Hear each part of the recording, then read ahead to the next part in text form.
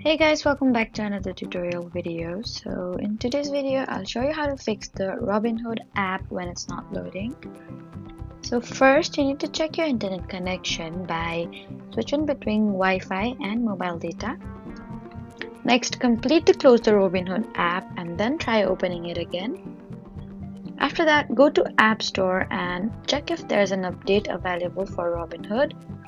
And if there is, install the latest version and try opening the app again. You can also restart your phone to clear temporary system issues. And if you're using a VPN, temporarily disable it and check whether Robinhood loads normally. If the app still isn't working, check Robinhood's official status page to see whether there's a service outage. So that was how to fix the Robinhood app when it's not loading. Please do not forget to like, comment, and subscribe for more helpful tutorials. Thank you for watching.